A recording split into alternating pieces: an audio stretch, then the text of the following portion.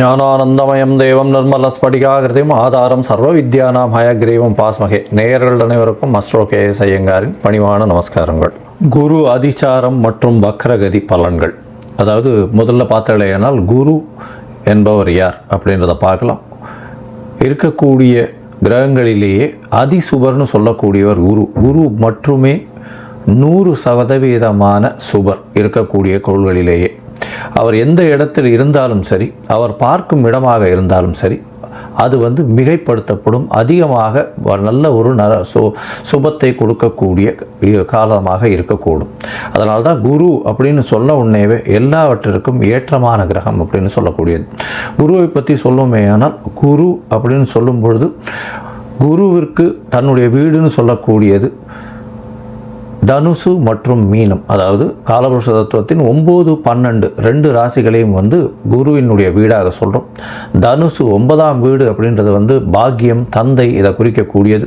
உங்களுக்கு கிடைக்கக்கூடிய அதிர்ஷ்டங்கள், பண வரவுகள், இது எல்லாத்தையும் குறிக்கக்கூடியது. அதை தவிர வெளிநாடு பிரயாணம், வெளிநாட்டில் உங்களுடைய அதாவது இம்போர்ட் எக்ஸ்போர்ட் பிஸ்னஸ், அந்நிய செலாவணி, முதலீடுகள், அதை தவிர உங்களுடைய சுகமான தூக்கங்கள். 12ஆம் இடம்ன்றது அயனசயன போகஸ்தானம்னு சொல்லக்கூடிய அந்த மீன ராசியில் அவர் குருவினுடைய ஆட்சி வீடாக இருக்கு. அதனால சுபர் இருக்கக்கூடிய காலகட்டத்தில், அதாவது மீன ராசியில் சுபர் இருந்தால் உங்களுக்கு நல்ல ஒரு 12ஆம் வீடாகவும் இருந்தால் லக்னத்திற்கு நல்ல ஒரு சுபங்கள் நடக்கக்கூடிய நல்ல ஒரு, அதாவது உங்களுடைய சயனஸ்தானம், உங்களுடைய அயனஸ்தானம், சுப செலவுகள், இது எல்லாமே உங்களுக்கு நல்லபடியாக நடக்கும். அதை விட வெளிநாடு வாசங்கள் இருக்கக்கூடிய வாய்ப்புகள் உண்டு. வெளிநாடு போயிட்டு வரக்கூடிய பாக்கியங்கள் நிச்சயமாக கிடைக்கும். சரி, குருவை பற்றி வேறு என்ன சொல்லலாம் அப்படின்னு பார்த்தோம்னா, குரு பற்றி பார்த்தீங்கன்னா குரு தான் இருக்கும் இடத்தை விட பார்க்கும் இடம் மிகவும் அதிகமான சுபத்துவம் நடக்கும் அப்படின்னு சொல்கிறது ஜோதிட சாஸ்திரம். எந்த இடத்தை பார்க்கிறாரோ அந்த இடத்திற்கு உண்டான, அதாவது பாவகத்துக்கு உண்டானதையும் காரகத்துக்கு உண்டானதையும் அதிபடுத்தி செய்வார் அப்படின்னு சொல்லக்கூடியது. அதிபடுத்தி செய்வார்னா நல்லபடியாக செய்வார். அதாவது மறைந்த இடங்களை அவர் பார்த்தாலும் நல்ல ஒரு ஏற்றத்தை கூட, அதன் மூலியமாக வரக்கூடிய லாபங்களையும் அதன் மூலியமாக வரக்கூடிய நன்மைகளையும் மட்டுமே அவர் செய்வார். குருவை பொறுத்தவரையிலும் நன்மைகளை மட்டுமே செய்வார். சரி, குருவிற்கு பார்த்தீங்கன்னா எல்லா கிரகங்களுக்கும் சமசப்தம பார்வைகள் இருக்கு. ஆனால் குருவுக்கு பார்த்தீங்கன்னா அதை விட அதிகமாக 5ஆம் பார்வையும் 9ஆம் பார்வையும் இருக்கு. அதாவது ஸ்பெஷல்னு சொல்லக்கூடியது, அதிகமாக பார்க்கக்கூடிய குருவினுடைய பார்வை 5, 7, 9 அப்படின்னு 3 இடத்துல உழருது. இதன் மூலியமாக நல்ல ஒரு ஏற்றம் கிடைக்கும். 5ஆம் இடம் அப்படின்னு சொன்னோமே. ஆனால் எந்த ஒரு, அதாவது ராசிக்கோ எந்த ஒரு லக்னத்திற்கும் பார்த்தாலேனால் அந்த 5ஆம் இடம்னு சொல்லக்கூடியது பூர்வ புண்ணிய புத்திர ஸ்தானம் அப்படின்னு சொல்லக்கூடியது. பூர்வ புண்ணிய புத்திர ஸ்தானத்தை குரு பார்த்தால் அந்த குடும்பத்திற்கு மிகப்பெரிய ஏற்றம், குழந்தை பிராப்தி நல்லபடியாக இருக்கும், சந்ததிகள் வளரக்கூடிய வாய்ப்பு உண்டு, புகழ், அந்தஸ்து, கௌரவம் வரும், அதிகமான படிப்புகள் படிக்கக்கூடிய வாய்ப்பு, மேல் படிப்புகள்லாம் படிக்கக்கூடிய வாய்ப்புகள் நிச்சயமாக இருக்கும். சப்தமத்தை குரு பார்க்கிறார் அப்படின்னும் பொழுது 7ஆம் இடத்தை குரு பார்க்கும் பொழுது உங்களுக்கு என்ன வரும் அப்படின்னு பார்த்தாலேனால் திருமணங்கள் நிச்சயிக்கப்படும். நல்ல திருமணங்கள் பெற்றோர்களின் சம்மதத்தின் மூலியமாக நிச்சயிக்கக்கூடிய வாய்ப்புகள் மிகவும் அதிகமாக இருக்கும். அதை தவிர உங்களுடைய பார்ட்னர்ஷிப் கன்சர்ன், அதை தவிர வியாபாரங்கள் நல்லபடியாக பெருகும். ஏன்னா குருவை பொறுத்தவரையிலும் காரகத்துவம்னு சொல்லக்கூடியது, குரு புத்திர காரகன்னு சொல்கிறாங்க. அதை தவிர தன காரகன்னு சொல்கிறாங்க. அதனால் தொழில் முன்னேற்றம் வேணும் அப்படின்னா தொழில் ஸ்தானத்தையும் குரு பார்க்கணும். அதாவது 10ஆம் இடத்துல குரு பார்வை இருந்ததுன்னா பெரிய ஏற்றத்தை கொடுக்கும். அது தவிர 7ஆம் இடத்துல குரு இருந்து 7ஆம் இடத்தை பார்த்தாலோ, அது 7ஆம் இடத்தில் இருந்தாலோ கண்டிப்பாக உங்களுக்கு, அதாவது கூட்டு தொழிலில் ஒரு பெரிய வெற்றியை கொடுக்கக்கூடிய காலகட்டமாக அமையும். சரி, இந்த குருவுக்கு 9ஆம் பார்வை என்ன செய்யும்? குருவுக்கு 9ஆம் பார்வையின் மூலியமாக பார்த்தோம்னா வெளிநாடு போய் படிக்கக்கூடிய யோகம், வெளிநாட்டிலிருந்து அதீதமாக பணம் சம்பாதிக்கக்கூடிய யோகம், இதெல்லாம் வரக்கூடிய வாய்ப்புகள் மிகமாக உண்டு. குரு 11ஆம் வீட்டையே பார்க்கக்கூடிய நிலைமை ஆனால், அதாவது அவர் 11ஆம் வீட்டை பார்க்குறார் அப்படின்னா அதீதமான லாபத்தை திடீரென்று கொடுக்கக்கூடிய, ஏன்னா லாபஸ்தானத்தை தன காரகனை பார்க்கறது பெரிய விசேஷத்தை கொடுக்கக்கூடிய காலகட்டமாக அமையும். பொதுவாகவே குரு அப்படின்னு எடுத்தோமே ஆனால் அவர் அதீத சுவர், மிகப்பெரிய ஏற்றத்தை கொடுப்பார். அவர் வந்து நல்ல, அதாவது ராசியிலேயோ லக்னத்திலேயோ ராசியிலேயோ இருந்தாரே ஆனால் நேர்மையான வழிகள் மூலியமாக சம்பாத்தியத்தை பெறுப்பார். அதை தவிர வந்து அந்த ஜாதகருக்கு பார்த்தாலே ஆனால் உடல் நலத்தில் நல்ல ஏற்றம் இருக்கும், தீர்க்கமான சிந்தனைகள் அமையும், ஏற்றமான விஷயங்களை மட்டும் செய்வார். அவர் போனாலே வந்து அவருக்கு பெரிய மரியாதையும் இது இருக்கக்கூடிய வாய்ப்புகள் நிச்சயமாக இருக்கும். சரி, இந்த குரு ஒவ்வொரு ராசிக்கும் என்னென்ன பலன்களை கொடுக்க போகிறார்? இப்போ அதிசாரம்னா என்ன அப்படின்னு பார்த்தீங்கன்னா, அதிகமாக சாரம் என்றால் அதாவது வேகமாக செல்லக்கூடியது என்று அர்த்தம். இது வந்து புவியீர்ப்பு விசையை விட்டு சற்று தள்ளி போகக்கூடிய அளவில் இருக்கும் பொழுது அது வந்து வேகமாக செல்லக்கூடிய வாய்ப்புகள் உண்டு. அதாவது சூரிய மண்டலத்தில் சுற்றி கொண்டிருக்கும் எல்லா கிரகங்களும் ஒரு சூரியனுக்கு ஒரு 4வது, அதாவது அந்த எந்த கிரகமோ அந்த கிரகத்துக்கு 4, 5 அந்த மாதிரியான இடத்தில் சூரியன் போகும்பொழுது அது வந்து அதிசாரமாகவும் உடனடியாக வக்கரகதி அடைந்தும் திருப்பியும் வந்து ரெகுலரைஸ் பண்ணி வரக்கூடிய வாய்ப்பு உண்டு. இப்போ பார்த்தோம்னா குருவுக்கு 4ஆம் இடத்துல புரட்டாசி மாதத்தில் இந்த அதிசாரம் ஆரம்பிக்கிறது, அதிவேகமாக செல்லக்கூடிய நேரமாக இருக்கும். அதற்கு பிறகு ஒரே மாதத்தில், அதாவது பார்த்தோம்னா 18/11/2025 அப்போ பார்த்தலையானால் குரு அதிசாரமான குரு புரட்டாசி 4, அதாவது புனர்பூசம் 4ஆம் பாதத்தில் இருந்த குரு வக்கரகதி அடைய ஆரம்பிப்பார். ஏன்னா 5ஆம் இடத்துல சூரியன் வரும்போது குருவுக்கு அந்த மாதிரியான விஷயங்கள் வர ஆரம்பிக்கும். அதற்கு பிறகு பார்த்தாலேயானால் 4ஆம் இடத்துலேருந்து, அதாவது 4ஆம் இடத்துலேருந்து 5ஆம் இடத்துக்கு வந்து சூரியன் ஒன்றுன்னா மூவ் ஆன உடனே வக்கரகதியிலிருந்து கிட்டத்தட்ட 17/3/2026 அன்னைக்கு அவர் வக்கர நிவர்த்தியம் அடைகிறார். அதற்கு அப்புறம் வந்து ரெகுலராக போகிற மாதிரி அவர் வந்து தன்னுடைய சாரத்தை மாற்றிக்கொண்டு அதற்கு பிறகு அவர் வந்து குருவினுடைய அதாவது அடுத்த ராசிக்கு, வருட கிரகமான குரு ஒரு ராசியிலிருந்து அடுத்த ராசிக்கு பெயர்வார். அது வந்து மே மாதத்தில் வருது. இப்போது அதிசாரம் வந்து கிட்டத்தட்ட ஒரு மாதம், அதாவது 8/10/2025 18/11/2025 வரலும் அதிசாரமார். 18/11 பார்த்தேலையானால் புனர்பூசம் 4ஆம் பாதத்தில் வக்கரகதி ஆகி அதற்கப்புறம் மிதுன ராசிக்கு போகிறார். மிதுன ராசிக்கு புனர்பூசம் 3ஆம் பாதத்துக்கு 21/12/2025 போகிறார். அதற்கு பிறகு புனர்பூசம் 2, புனர்பூசம் 1 இது எல்லாமே மிதுன ராசியில் தான் இருக்குது. அதற்கு பிறகு வக்கர நிவர்த்தியாரர் எப்போன்னா 17/3/2026. இந்த காலகட்டத்தில் பார்த்தேன்னா குரு அதிவேகமாக செல்றதுனால நிறைய மாறுதல்களை எல்லா ராசிக்கும் ஏற்படுத்துவார். ஒரு ராசியிலிருந்து அடுத்த ராசிக்கு சென்று வருவதனால் பல மாற்றங்கள் நிகழக்கூடிய வாய்ப்புகள் உண்டு. அதுவும் தொழிலில், பண விருத்தியில், அதை தவிர கர்ப்பஸ்திரிகள், அதாவது குழந்தை பிராப்தியில், தந்தையின் வருமானத்தில், தந்தையினுடைய உடல் நலத்தில், வெளிநாடு போய் படிக்கக்கூடிய, வெளிநாடு போய் சம்பாதிக்கக்கூடிய பாக்கியங்களில் இது எல்லாத்திலையுமே மாறுதல்களை ஏற்படுத்துவார். சரி, இந்த குருவினுடைய மாற்றங்கள் ஒரு ராசிக்கும் மேஷம் முதல் மீனம் வரை எப்படி இருக்கும்னு பார்க்கலாம். அதற்கு முன்னாடி பார்த்தாலேயானால் இந்த குருவுக்கு என்ன எளிய பரிகாரம் செய்யலாம் அப்படின்னு பார்க்கும்பொழுது, குருவை பொறுத்தவரையிலும் பார்த்தேன்னா தட்சிணாமூர்த்தி அப்படின்னு சிவன் கோவிலில் இருப்பார். தென்முக கடவுளாக இருப்பார். தட்சிணாமூர்த்தியை போய் வேண்டிடுவாங்க. ஆஞ்சநேயரையும் விநாயகரையும் வழிபடுவது ரொம்பவும் நல்லது. அதை தவிர பார்த்தோம்னா தட்சிணாமூர்த்திக்கு வியாழக்கிழமை ஒரு மஞ்சள் துண்டு, எலுமிச்சம்பழம், இல்லைன்னா அவருக்கு வந்து மஞ்சள் வச்சு அர்ச்சனை பண்ணிட்டு வர்றது, மூக்கு கடலை போட்டு அர்ச்சனை பண்ணிட்டு வர்றது, நெய் விட்டு விளக்கு ஏற்றிட்டு வர்றது, இதையெல்லாம் பண்ணிட்டு வரும்போது எளிய பரிகாரமாக இருக்கும்.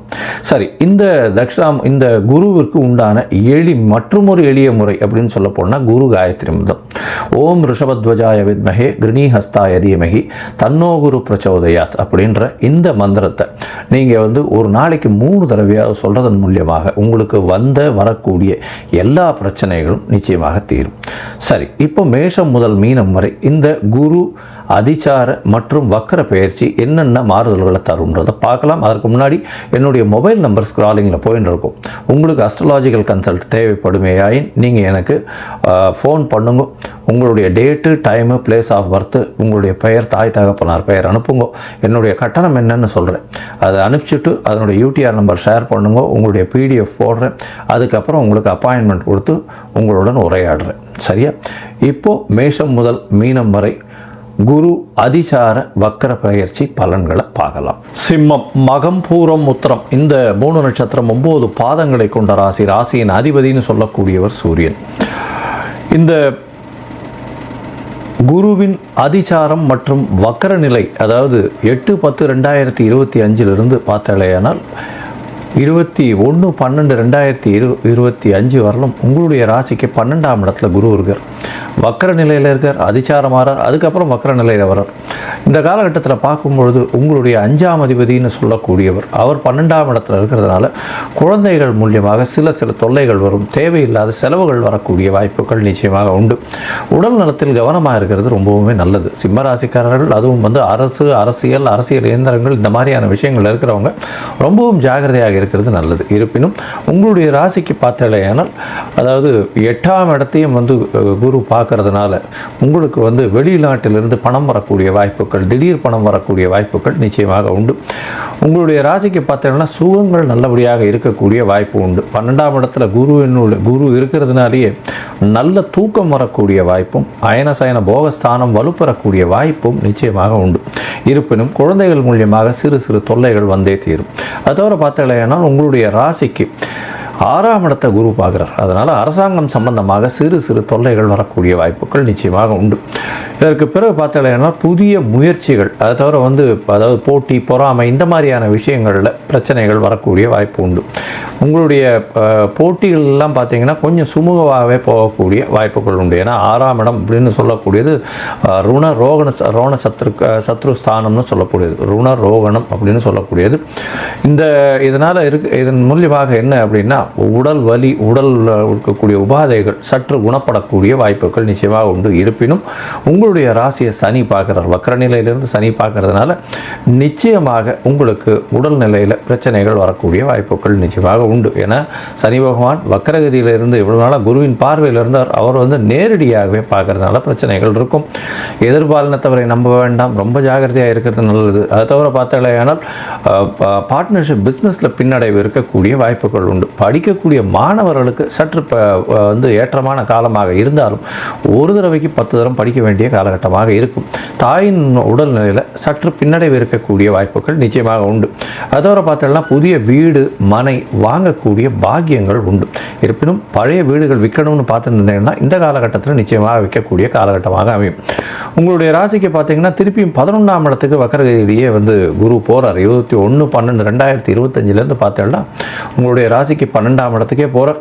12ஆம் இடத்துல வக்கர 11ஆம் இடத்துக்கு போகிறது, 11ஆம் இடத்துல வக்கர குரு, அதாவது மிதுன ராசிக்கே திருப்பியும் போகிறார். இந்த காலகட்டத்தில் பார்த்தோம்னா 11ஆம் இடம் இவ்வளவு நாளாக உங்களுக்கு லாபத்தை கொடுத்துட்டு இருந்தாலும் வக்கரகதி அடைஞ்சதுனால தொழிலில் பிரச்சனைகள் வரக்கூடிய வாய்ப்புகள் உண்டு. சிம்மராசிக்காரர்கள் தொழிலில் ரொம்ப ஜாகிரதையாக இருக்கிறது நல்லது.